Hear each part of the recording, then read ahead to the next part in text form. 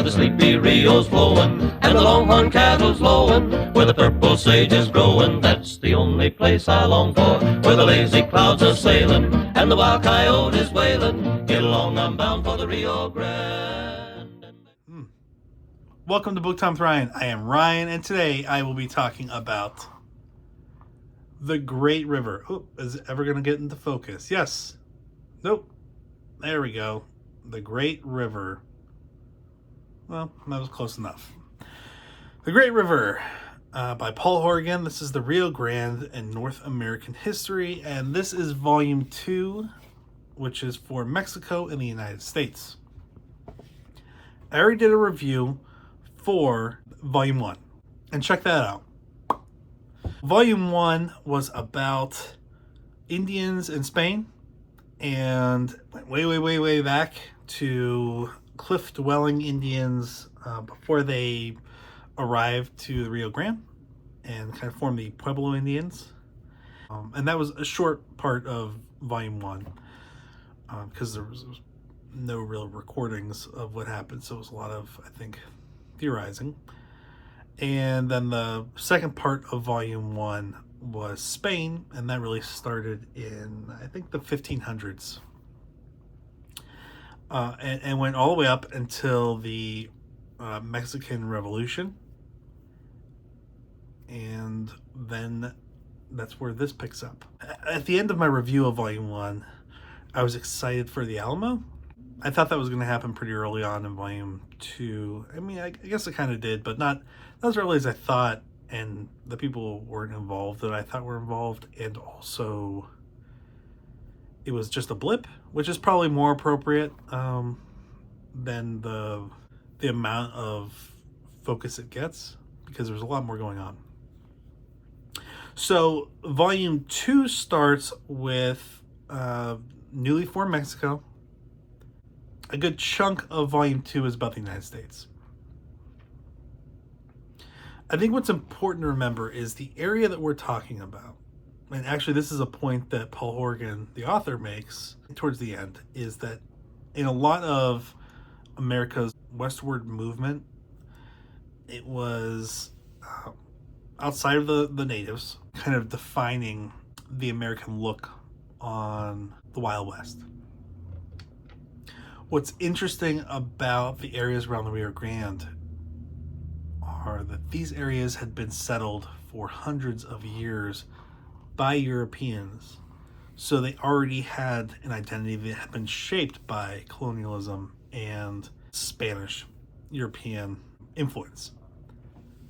And even once the areas of New Mexico, which was a larger area than just the state, it really encompassed Nevada, sorry, people from Nevada, Utah, New Mexico, and Arizona.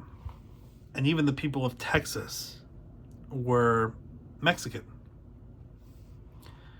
The areas changed hands from Mexico to the United States, but the people were still Mexican.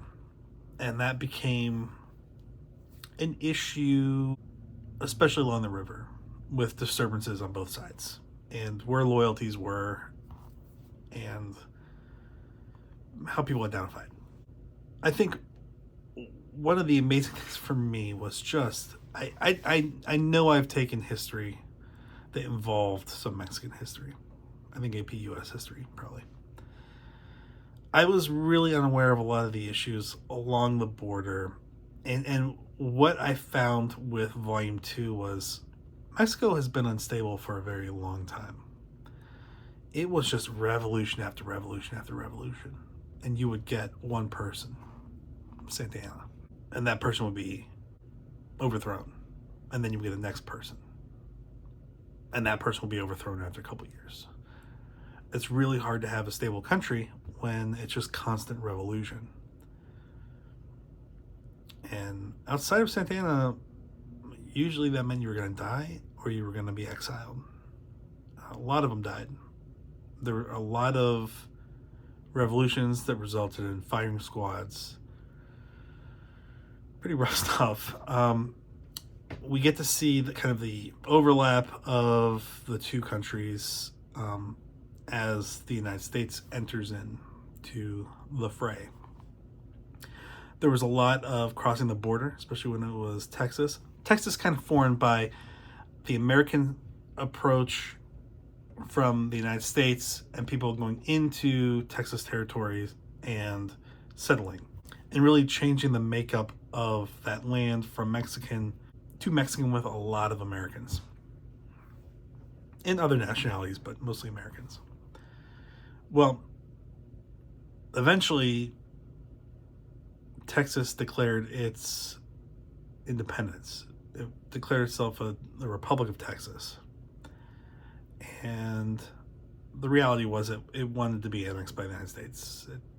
It couldn't stand on its own, but Mexico didn't accept that. So they fought back to keep it, and eventually, Texas kind of fell into the hands of the United States. I think one of the kind of recurring themes is also there's a little bit of interference from Europe in what's going on in Mexico, trying to determine who the emperor of Mexico was going to be, even though the Mexicans didn't want that.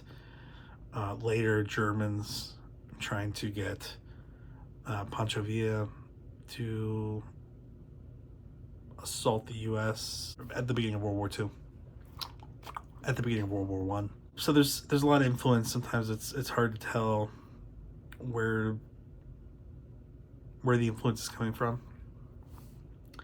But eventually the U.S. takes possession of Texas, and Texas also has tried to interfere with New Mexico. And New Mexico was more Mexican than Texas. Texas had a lot of Americans moving in, developing settlements, where New Mexico didn't have that. Well, eventually trade started between the United States and New Mexico and really picked up, and there were thoughts that this was the next area that the United States was going to try to take over.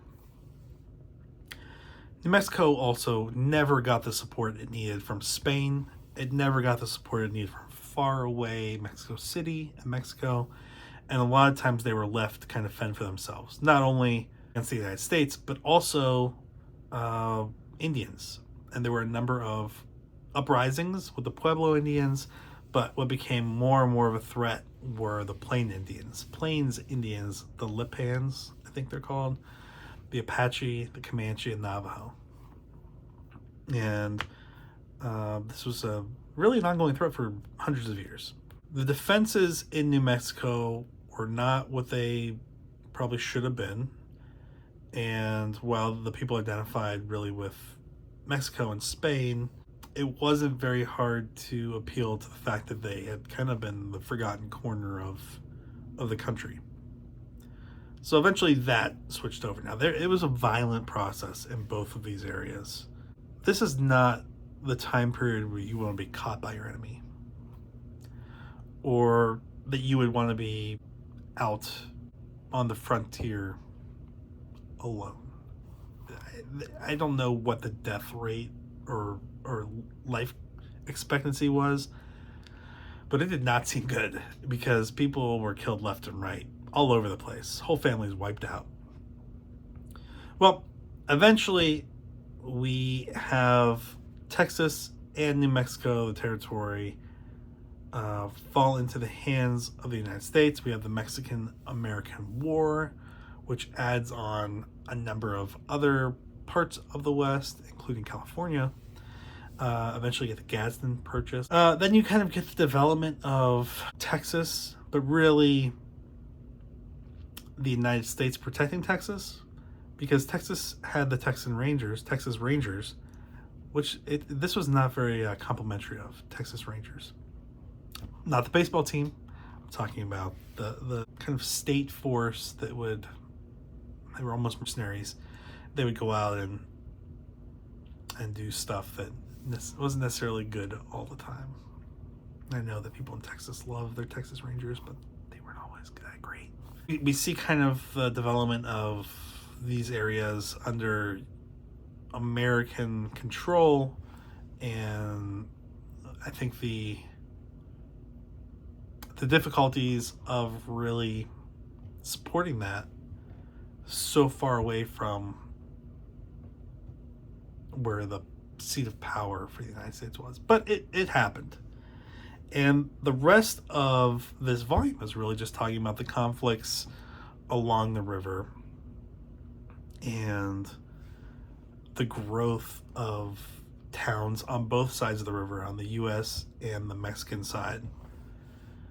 Kind of the finalization of the river as the border between the United States and Mexico, and then a number of issues at the end with not necessarily respecting territorial claims, that was, I think, established, but protecting people on both sides of the river from bad guys, outlaws, and how they would do something on one side and then jump the river and be protected on the other side, and how the United States and Mexico dealt with that.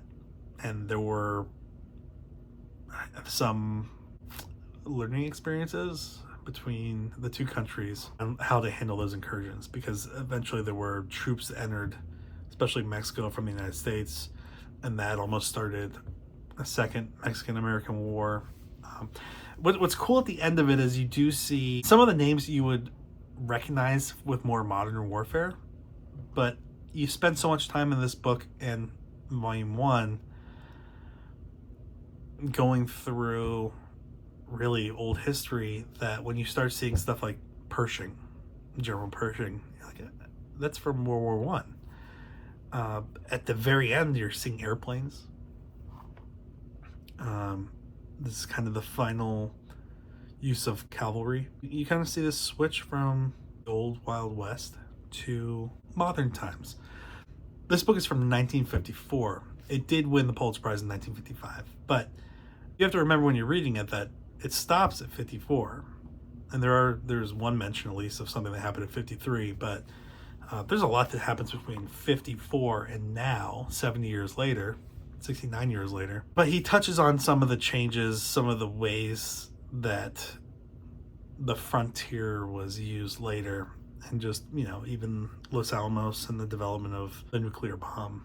What was done with Indians on reservations, and kind of the wars with the Apaches and other uprisings through later years.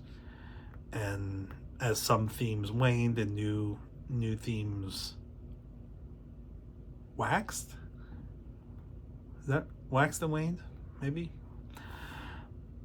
I really enjoyed it. There was the thing that I love about what he did. Besides how thorough it wasn't just a war history of battles. He would go into expedition for the U.S. Geological Survey for different parts of the Rio Grande that hadn't been charted, which like the Big Bend area, and I had to Google, I looked up on YouTube some videos of the Big Bend,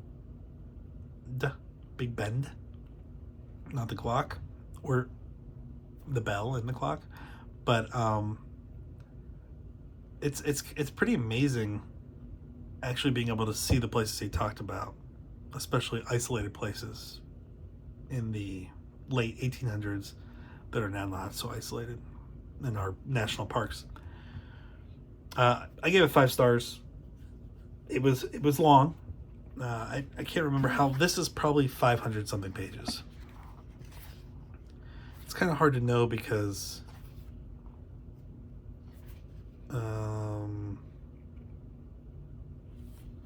maybe 490 pages total. It's, if you add in the notes and everything, it's over 1,000 pages. Or not the notes, but the bibliographic information and works cited and everything. I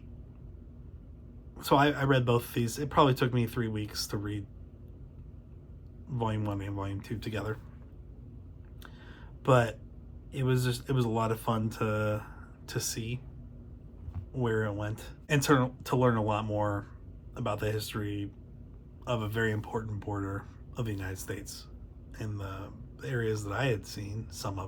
I haven't really been the border in Texas, but in New Mexico. I'm wearing a New Mexico Mustangs jersey, which was a team in the North American Hockey League.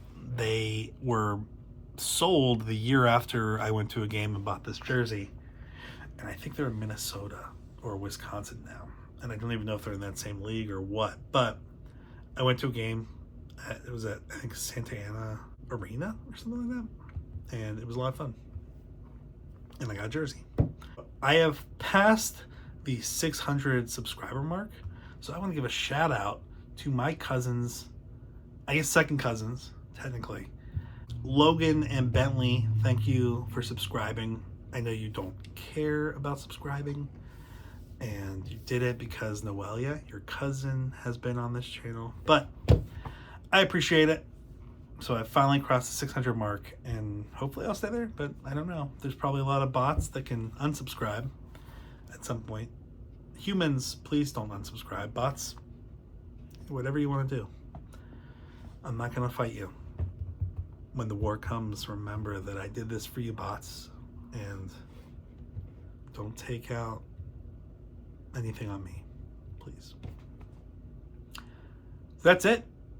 The Great River. Nope, that's not what it's called. It's called Great River. And again, this was Great River, Volume 2, Mexico and the United States, the Rio Grande in North American History by Paul Horgan, the winner of the 1955 Pulitzer Prize. Have a good one. Bye. Way down south by the borderline, a pretty little girl I've got in mind is waiting. She said last year she'd sure be mine. I guess right now is a pretty good time for mating. Saddle packs on old Dan's back and strapped against his hide. Sun is bright, the world's alright, so now away I'll ride. To meet the gal by the borderline and tell her it's just this waste of time. I'm hating. Where the sleepy Rio's flowing and the longhorn cattle's lowing, where the purple sage is growing, that's the only place I long for. Where the lazy clouds are sailing and the wild coyote is wailing. Get along, I'm bound for the Rio Grande.